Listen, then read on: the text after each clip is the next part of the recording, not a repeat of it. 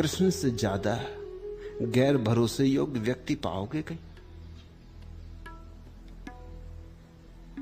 किसी बात का पक्का नहीं, छोटे बच्चे जैसा व्यवहार है। कसम खा ली थी कि शस्त्र ना उठाऊंगा, फिर उठा लिया। कसमों का कोई हिसाब रखे।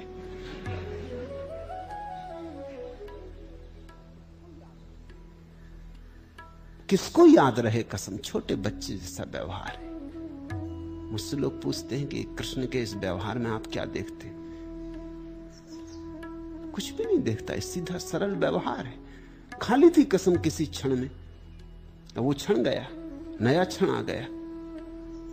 अब इस नए क्षण की नई स्थिति, इस नए क्षण का नया संवेग, इस नए क्षण के लिए नया उत्तर चाहिए।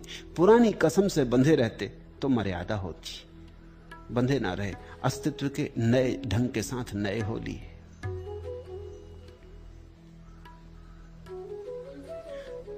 तुमने कृष्ण का एक नाम सुना, रणछोड़ दास जी। भगोड़ा दास जी भाग खड़े हुए, किसी मौके पर देखा कि भागने में ही सार है, तो फिर ऐसा नहीं कि जिद की तरह अड़े रहेंगे कि चाहे जान रहे कि जाए, झंडा ऊंचा रहे हमारा। भाग गए कि देखा कि परिस्थिति भागने की है, तो इसमें अकड़ ना रखी। उनके भक्तों ने भी खूब नाम बना लिया, रणछोड़ दास जी।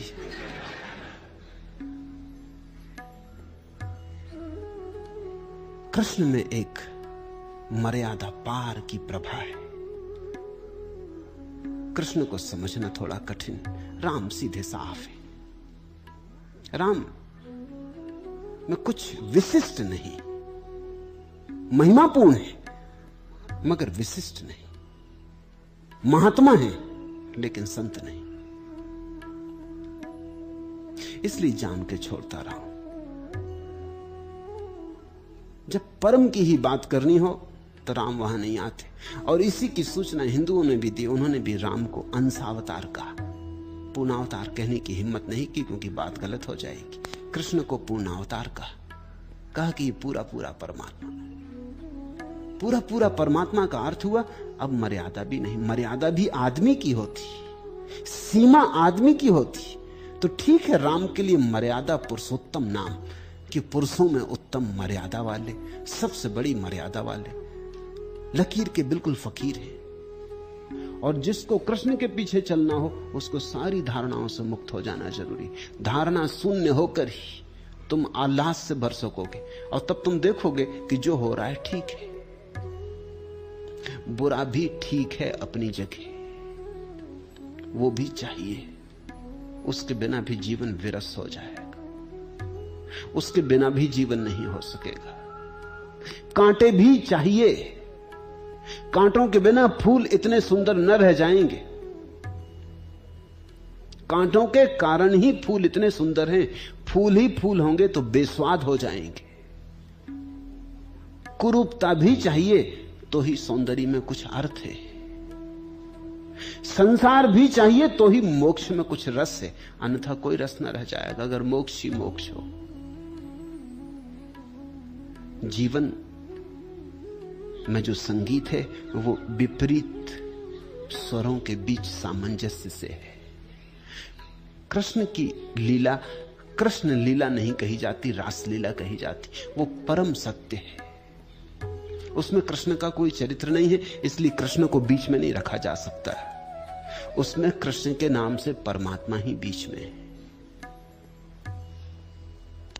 मगर कृष्ण को स्वीकार करना बड़ा कठिन मामला है। उतना ही कठिन मामला है जितना परमात्मा को स्वीकार करना कठिन है। इसलिए तो तुमने छोटी छोटी मूर्तियां बना ली परमात्मा की अपने अपने हिसाब से, क्योंकि पूरे परमात्मा को तो स्वीकार करना बहुत कठिन है। सबने अपने अपने घर घूले बना लिए, अपना अपना घर में ग्राम उद्योग खोल लिया भगवान बनाने का, अपना बना लिया, मिट्टी के गणेश जी रख लिए, पूजा इत्यादि कर ली, सिरा भी आए, झंझट मिटाई। तुमने अपना भगवान बना लिया है, क्योंकि पूरा भगवान तुम्हें घबराता है, तुम्हें कपाता है, तुम्हारे प्राण संकट में पड़ जाते। रावण को समझो तो बुरे आदमी का जीवन कैसा होता है ये समझ में आ जाएगा। राम को समझो तो अच्छे आदमी का जीवन कैसा होता है ये समझ में आ जाएगा। कृष्ण को अगर समझो तो तुम समझोगे परमात्मिक जीवन कैसा होता है, भागवत जीवन कैसा होता है। अच्छा बुरा दोनों वहां मिलते, अच्छा बुरा दोनों ही किनारे की तरह हैं। परमात्मा की नदी दोनों के बीच बहती, दोनों को छूती बहती। कृष्ण के जीवन में अच्छा भी है बुरा भी है। कृष्ण का जीवन समग्र है, खंडित नहीं, चुना हुआ नहीं, पूरा का पूरा है, कच्चा है, इसमें चुना